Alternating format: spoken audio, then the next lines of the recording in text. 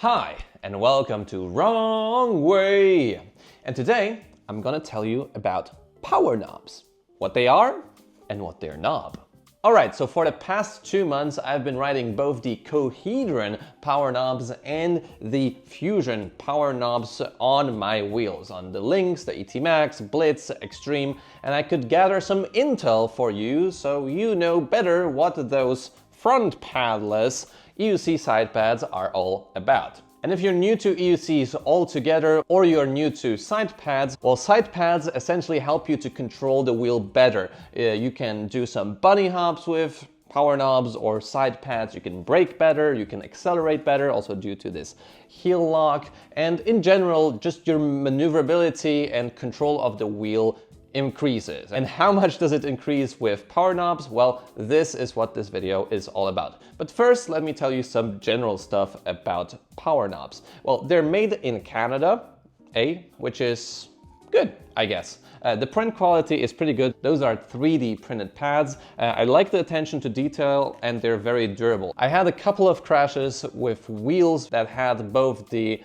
Fusion power knobs mounted and the Cohedron ones, and they're not splitting apart. I don't see any sort of creaks in them. They seem pretty durable and their quality looks good. I also really like those inlays here, but we'll get more into that a bit later. They hold on tight to your wheel with Velcro. This plate here for the bottom one, you can like almost lift the wheel entirely. Right? Okay, I'm working out. Wait a minute. You can lift the wheel entirely just by those power pads. So I'm just holding on by the power pads here. Boom, both of the table. So yeah, the Velcro is strong and it's already pre-fitted. Well, at least this part that is on the power pad itself. I think that the feature that stands out the most about power knobs is that they don't have a typical top pad like we have, for example, on Nylonov pads. I'll talk about the pros and cons of that a bit later, but the gist of it is that you can bend your knees a lot more, so you can absorb, stronger impacts. You can control the wheel a bit better by, bending your knees. Your seated ride is a lot more comfortable to achieve because your legs don't need to poke out. You just like drop down on your EUC. And additionally, with this strong heel lock, you can still accelerate plenty fast. But do you really not need a front pad? I'll talk about that a bit later. And initially I was a bit confused by the naming scheme, but essentially what it is to me is it's like a universe of these cyberpunk looking pads. It's very modular, and then you can decide what kind of pads you want. So if you want a big jump pad on the bottom that will hold you in tight and will give you plenty of control, then there's the Void Core. And this is just this thing. And on the back here, for example, I have the Cohedron ones, but I also have a brake extender. So I can take this one off. Everything is very tightly mounted. Boom. Sticker fell off. And then you can really adjust well how your wheel setup will look like. There's also stubbies, there's a huge brake pad extender that you can buy. So really, just go look on their site and then you can just select a bunch of items and decide what is the best one for you. And while you're at it, if you decide to purchase any power knobs, then use my coupon code KNOBWAY. I love the humor of power knobs. To get a 5%, I believe it's a 5% discount on your orders. So then you can also save a bit of money because yeah, they're not that cheap.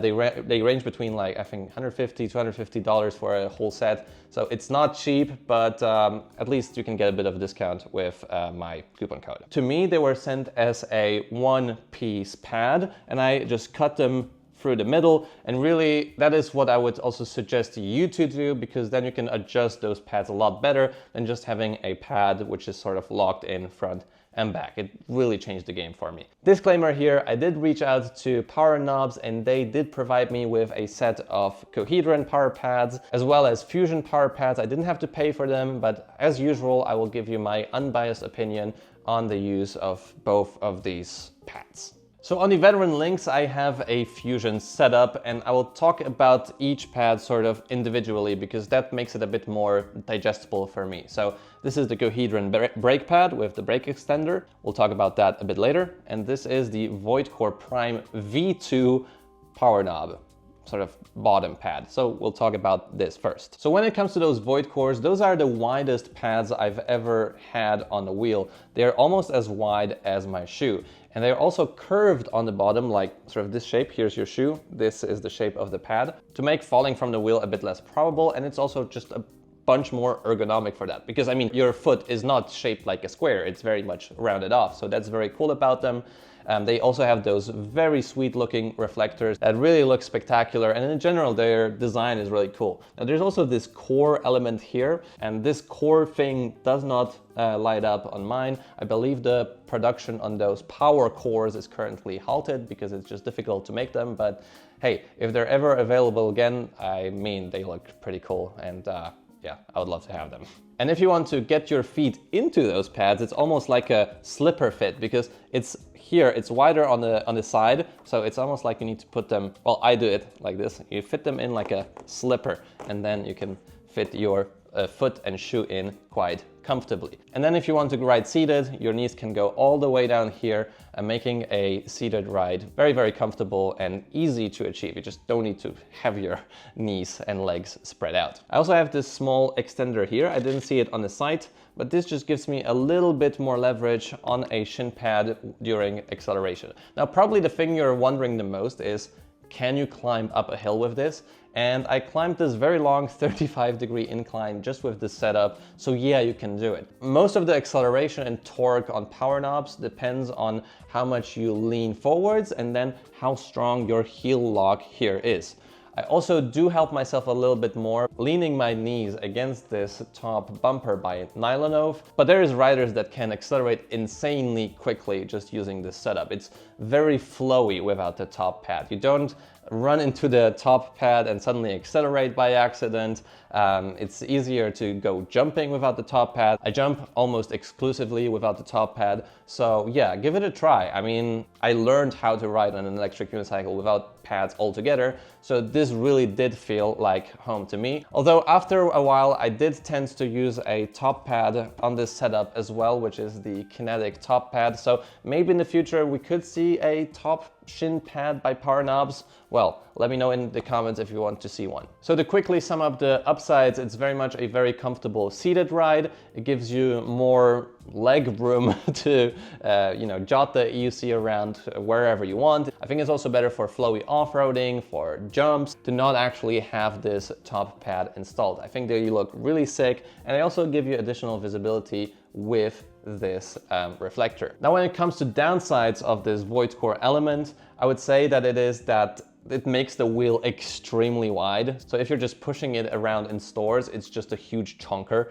or you just leave it somewhere in your apartment, it makes the wheel really a lot wider than it usually is with sort of usual pads. Currently, there's also no top pad option. So, for those of you guys that want to have a top shin pad, well, currently you're out of luck. But maybe this will change. Just check on their site, which is linked below. Another downside is that you're really strongly hooked into the pad setup. So while I crashed during some jumps, I could always get out of those pads because they still move a little bit, so you can still sort of escape from,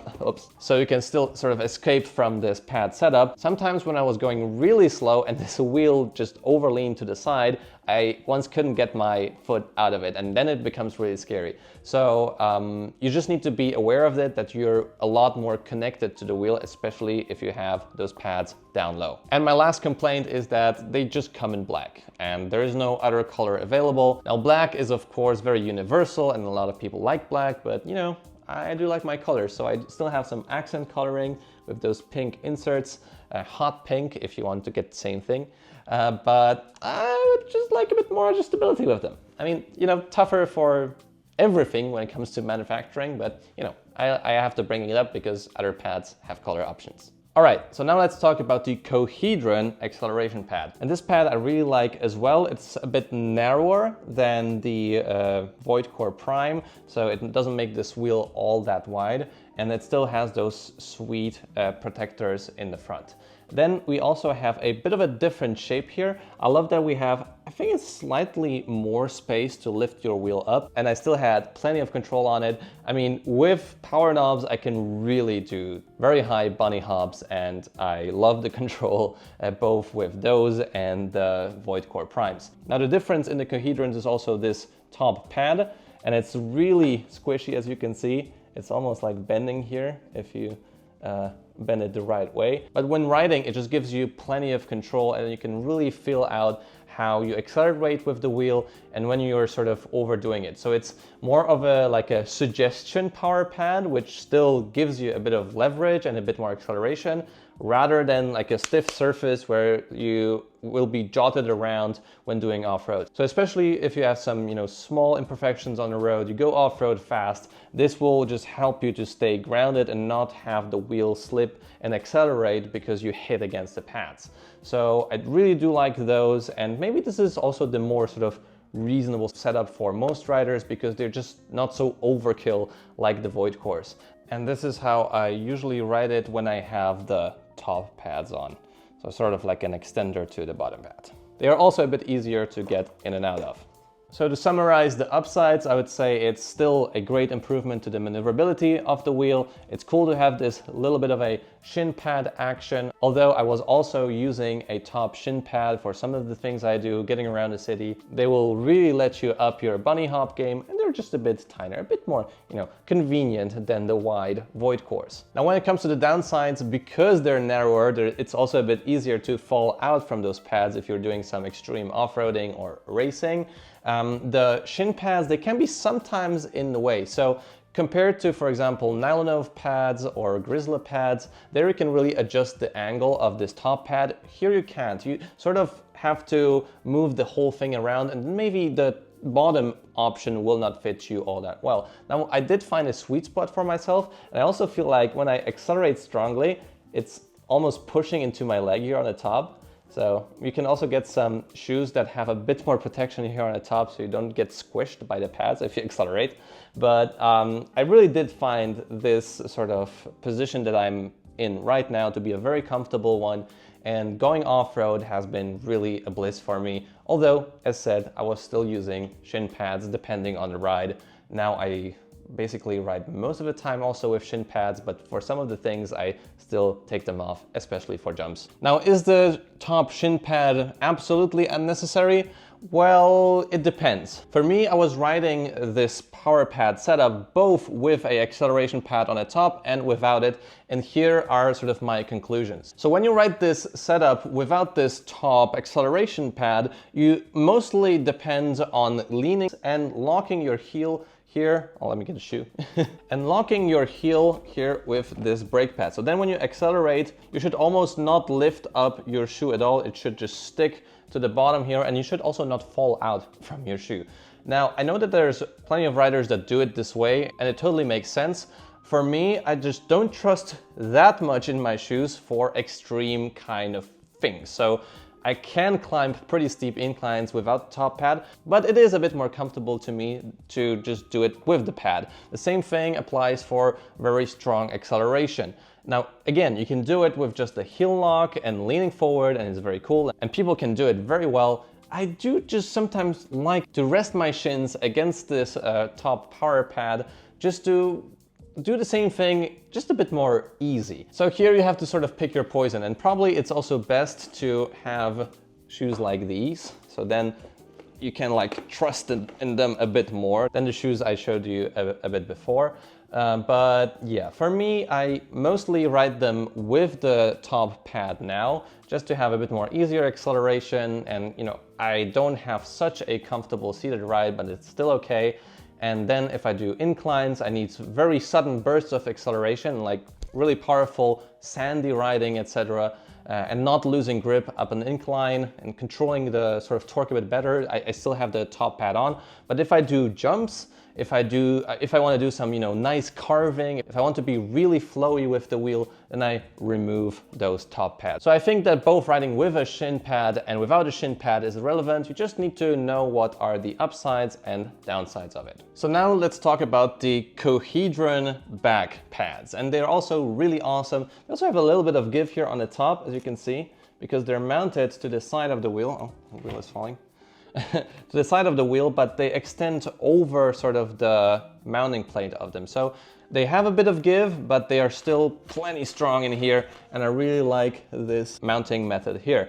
Also look really good, and they have those reflectors in the back as well. The size is okay for me, and I do ride in just this setup on the Blitz, but if you have the spare money, I would really highly suggest you to get those brake pad extenders, because this just makes the ride a lot more controllable and you can brake better. Also enlarges the surface area of your brake pad, makes them a bit more stiff, but still they have a bit of give. So they are really comfortable to ride, and at the same time they feel very planted and sturdy. So I'd say that the biggest upsides for me with the brake pad are that they're really comfy. I like that they have a slight bit of flex to them, and yet they also lock your heel end very tightly. And you can see this goes down low, very low. I actually don't have any Velcro here. I should have a Velcro here. In order to have this very strong heel lock, and maybe that's something I'll do later. They give you plenty of control, and with this additional brake extender, the braking power is tremendous. When it comes to cons of the Cohedron brake pad, I don't really have anything at all rather than the color options. I mean, I probably wouldn't change anything about them. I like that they're one piece, they fit well against my leg. I mean, there's really nothing for me to complain about here. Good brake pads. But how would I summarize the PowerKnobz experience? And you know that for the longest time I have been using kinetic pads, Kinetics 1, kinetic pads 2, and those are still amazing pads for daily rides, for accelerating around the city. They're really good for performance riding too. But in the end, I did choose PowerKnobz for most of my performance-oriented riding, just because they stay on so tightly, and you can just have, you know, all of the faith in the Velcro and the structural of the PowerKnobz itself, that it will do what you want it to do. I really love that the base plate is a bit thicker and it stays on the wheel just so well. I like the general ergonomics of them. They make my seated ride a bit more comfortable, with another layer of stability and more movement in general, because my knees can be just so far in front of the wheel, especially for jumps. The back pads, yeah, they're great. I also have this front pad here in the back just to make a bit of an extender. And if you really want to customize your ride, I highly suggest to just browse through their site. Maybe you'll also see the Kebia Wisdom poster there, which I highly recommend to check out. Maybe I'll even buy one myself. So there you can not only find the brake extenders that I have on my links, you can also find a overkill brake pad, you can find stubbies that are just here on the back as a heel lock with a huge Velcro area, where if you decide to not want to have a back pad at all, you can really just choose whatever you want to achieve on the wheel, except for a shin pad. So it would be cool to have that as well eventually, right? So with that said, the PowerKnobz stay on my wheels for now. I might get another set in the future. And if you're still here, leave a like on the video, subscribe to see more content like this. I'll see you in the next video.